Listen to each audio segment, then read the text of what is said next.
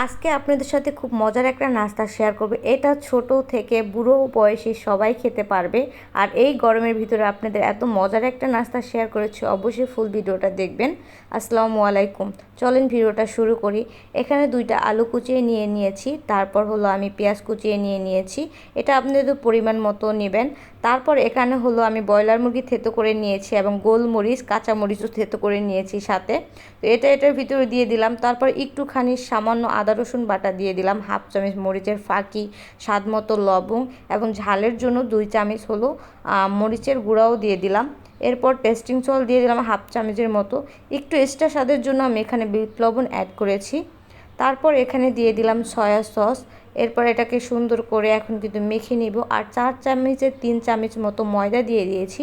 আপনাদের বাসায় ময়দা বা চালের গুঁড়া বা আটা যেটাই থাকে ওইটাই অ্যাড করবেন। এটা খেতে কিন্তু অনেক বেশি মুচমুচে হবে এবং ভালো লাগবে। তারপর সুন্দর করে কিন্তু এই যে আমি মেখে নিতেছি। এটা কিন্তু একবারেই আমার পার্সোনাল একটা রেসিপি আপনাদের সাথে শেয়ার করতেছি। আমার যখনই নাস্তা খেতে ইচ্ছে করে ঝটপট আমি নাস্তাটায় আলু কুচিয়ে এভাবে বানিয়ে ফেলি, অনেক বেশি ভালো লাগে আমার কাছে। তো এইভাবে সুন্দর করে কিন্তু এই যে আমি ডোগুলাকে সুন্দর করে মেখে নিচ্ছি, সব মিশ্রণগুলো মাখানোর পর দেখেন কত সুন্দর একটা কালার আসছে আর এবং আঠালো আঠালো সুন্দরভাবে হয়েছে। এটাকে সুন্দর করে কিন্তু গোল গোল করে নিয়ে ভাজতে হবে। এরপর চুলার ভিতরে কড়াই বসিয়ে দিয়েছি এবং পরিমাণ মতো তেল দিয়ে দিলাম।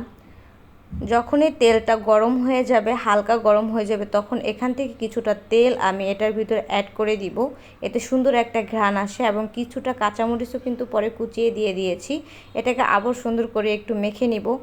মাখানোর পর এভাবে হাত দিয়ে গোল গোল করে শেপ করে এখন আমি দিয়ে দিব। এটার আপনারা নাম চাইলে দিতে পারেন, চিকেন বলও বলতে পারেন এবং আলু বলও বলতে পারেন, কারণ এটার কোনো নির্দিষ্ট নাম নেই, কারণ যেহেতু চিকেন আলু দুটোটা দিয়েই বানিয়েছি। এটা হলো বল বল, বল বল হলো রেসিপি, বুঝছেন, যেহেতু কোনো নাম নেই। তো তারপর এই যে সবগুলো কিন্তু আস্তে আস্তে দিয়ে দিয়েছি এবং অবশ্যই কম মিডিয়াম আছে এটাকে ভেজে নিতে হবে, কারণ বেশি জাল দিয়ে ভাজলে ভিতরে কাঁচা থাকবে। আর আমার অবস্থা গরমে দেখেন কি একটা অবস্থা, ঘাম পড়তেছে। আজকে নাস্তা খাবো না ঘাম নাস্তা খাবো সেটাই বুঝতে পারছিলাম না, এই আর কি।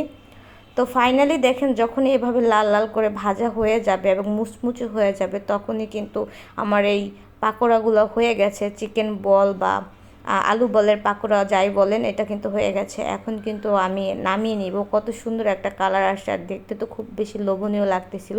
তো আমার এই সন্ধ্যার নাস্তাটা আপনাদের কাছে কেমন লেগেছে অবশ্যই কিন্তু কমেন্ট করে জানাবেন।